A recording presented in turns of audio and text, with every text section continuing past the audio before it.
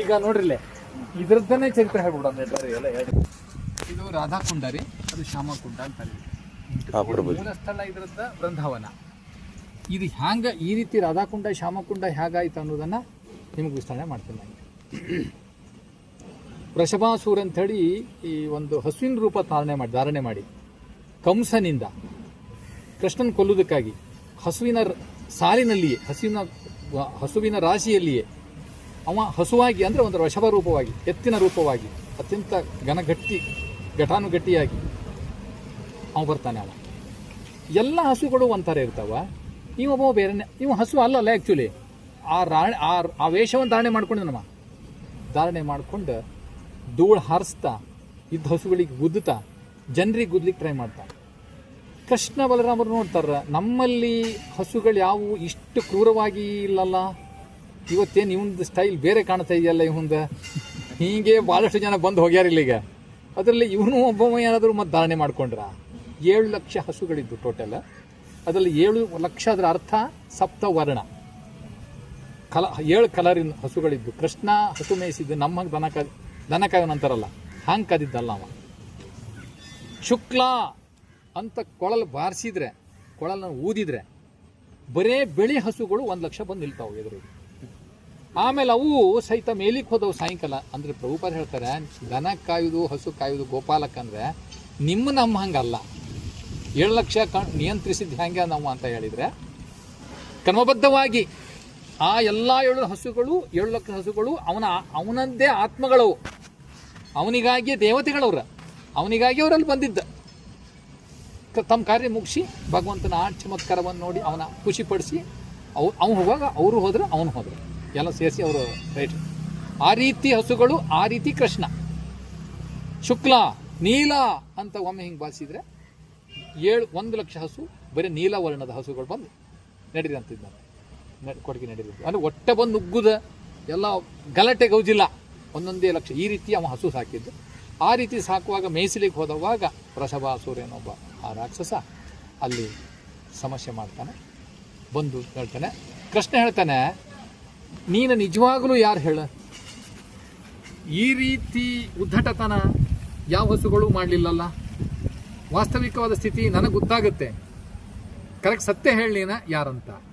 ಅವಾಗ ಹೇಳ್ತಾನವ, ನಿನಗಾಗಿಯೇ ಬಂದಿದ್ದೀನಿ ನಾನು, ನಿನ್ನ ಅಂತ್ಯ ಆಗುತ್ತೆ ಈಗ ಅಂತ. ನಾವು ಕೃಷ್ಣನಿಗೆ ನಿನ್ನ ಅಂತ್ಯಕ್ಕಾಗಿ ಬಂದಿದ್ದೀನಿ ನಾನು, ಕಂಸನಿಂದ ಅಗಾಸುರ ನಾನು. ಅಂದರೆ ಅವನು ಅಗಾಸುರನ ಅಂತಿದ್ರು, ಅವನು ಅಗಾಸುರಲ್ಲ, ವೃಷಭಸುರನೇ. ವೃಷಭ ಅಂದರೆ ಎತ್ತು. ಭಗವಂತ ಹೇಳ್ತಾನೆ, ನೀನು ಕಷ್ಟ ಕೊಟ್ಟವ ನಾನು, ನಿಮಗೆ ಕೊಲ್ಲಬೇಕಂದಿದ್ದು ನನ್ನನ್ನು ಕೊಲ್ಲಬೇಕಂತ ನೀ ಬಂದವ. ಅದು ಬಡಜೀವಿಗಳ ಜೊತೆ ಎಲ್ಲ ನೀವು ಯಾಕೆ ಅಷ್ಟೆಲ್ಲ ಸೇಸ್ಥಿತಿಯಲ್ಲಿ ನಡ್ಕೊಳ್ತೀರಿ, ಬಾಲ ನೋಡೋಣ ಅಂತ ಹೇಳ್ತಾನೆ. ಕೃಷ್ಣ ಸಣ್ಣವಿದ್ದಾನೆ, ತಕ್ಷಣ ಬರ್ತಾನೆ, ಓಡಿ ಬಂದು ಗುದ್ಲಿಕ್ಕೆ ಟ್ರೈ ಮಾಡ್ತಾನೆ.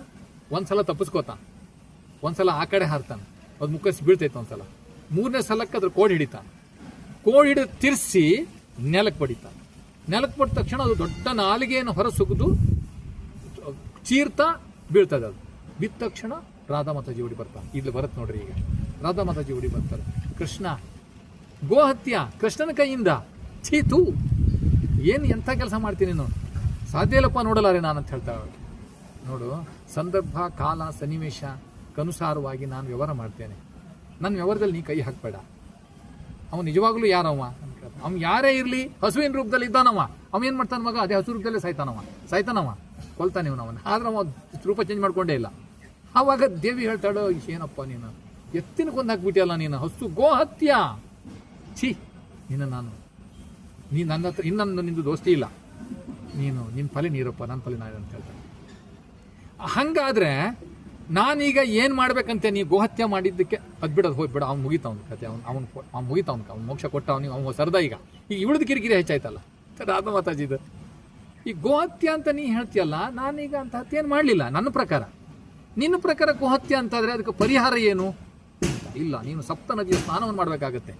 ಸಪ್ತನದಿಗಳು ಗಂಗಾ ಚ ಯಮುನಾ ಚೈವ ಗೋದಾವರಿ ಸರಸ್ವತಿ ನರ್ಮದಾ ಸಿಂಧು ಕಾವೇರಿ ಇಂಥ ನದಿಗಳ ಪವಿತ್ರ ನದಿಗಳ ಸ್ನಾನ ಮಾಡಿ ನೀನು ಅದು ಶುದ್ಧ ಮಾಡಿಕೊಂಡು ನಮ್ಮ ಹತ್ರ ನೀ ಮಾತಾಡಬೇಕಾಗತ್ತೆ ಅಂತ ಭಗವಂತ ಹೇಳ್ತಾನೆ.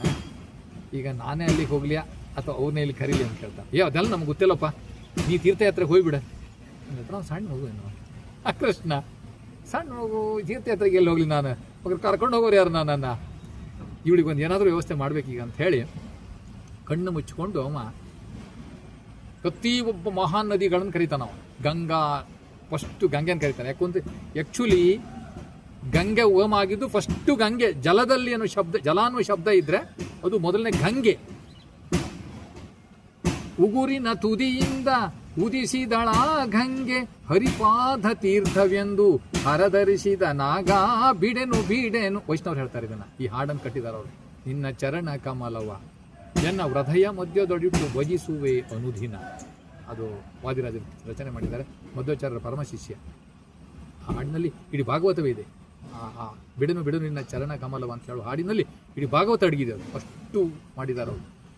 ಆವಾಗ ಅವನು ಹೇಳ್ತಾನೆ ಆಯಿತು ಅಂತ ಹೇಳಿ ಅವ ಗಂಗೆಯನ್ನು ಕರೀತಾನೆ, ಯಮುನೆಯನ್ನು ಕರೀತಾನೆ, ಶ್ಯಾಮಕುಂಡ ಅನ್ನೋ ಎಲ್ಲ ಮಹಾನದಿಗಳನ್ನೇ ಕರೆದು ಆ ನದಿಯಿಂದ ಸ್ನಾನ ಮಾಡಿ ಮ್ಯಾಲೆ ಹೇಳ್ತಾನೆ. ಇವಾಗ ನೋಡ್ತಾ ಇರಬೇಕಿದ್ರೆ ಕೆಲಸ ಆಗಿ ಹೋಯ್ತು. ಅವಾಗ ನಂದಾಯ್ತಂತ, ನಾವು ತೀರ್ಥಯಾತ್ರೆ ನನ್ನ ಮುಗೀತು ಅಂತ ಹೇಳ್ತಾನೆ. ಅಲ್ಲ ಮತ್ತು ನಾನೇನು ಕಡಿಮೆ ಈಗ? ಅವನು ಹೇಳ್ತಾನೆ, ಈಗ ನೀ ಪಾಪಕ್ಕೆ ಬಿದ್ದ್ಯಾ ಅಂತ ಹೇಳ್ತಾನೆ. ನಾ ಪಾಪಕ್ಕೆ ಬಿದ್ದಿದ್ದೀನಿ? ನಾ ಏನು ಪಾಪಕ್ಕೆ ಬಿದ್ದೆ ಅಂತ? ನಾನು ನಿರ್ದೋಷಿ, ನಾನು ಪಾಪಿ ಅಂತ ನೀ ಅಂದ್ಯಲ್ಲ, ಅದು ನಿನ್ನ ಮೇಲೂ ಬಂತು. ಈಗ ನಾನು ನಿರ್ದೋಷಿ ಇದ್ದೀನಿ. ನಾನು ಆ್ಯಕ್ಚುಲಿ ನನ್ನ ಮೇಲೆ ನೀನಿಂಥ ಪರಿಣಾಮವನ್ನು, ಅಪರಾಧವನ್ನು ನೀವು ಹೊರಿಸಿದ್ಯಾ, ನೀನು ಹೇಳಿದ್ಯಲ್ಲ, ನೀನು ಸ್ನಾನ ಮಾಡ್ಬೇಕಂತ. ಇಲ್ಲಿ ಅಲ್ಲ, ನಿಂದು ಪ್ರತ್ಯೇಕವಿರಬೇಕು, ನನ್ನಲ್ಲಿ ಯಾಕೆ ಸ್ನಾನ ಮಾಡ್ತೀನಿ ನೀನು? ಹೌದಲ್ಲ ಅಂಥೇಳಿ ಅದು ಅವರ ವರ್ಣನಾಟ ಇರೋದೇ ಹಾಗೆ. ಅದು ಒಬ್ರಿಗೊಬ್ರು ಕಾಂಪಿಟೇಷನ್, ಸ್ಪರ್ಧೆ ಮುಖಾಂತರ ಹೋಗ್ತಾರೆ. ಅದು ಕಾರಣ ಇದೆ ಅದಕ್ಕೆಲ್ಲ, ಬೇರೆ ಬೇರೆ ಕಾರಣ ಇದೆ ಅದಕ್ಕೆಲ್ಲ.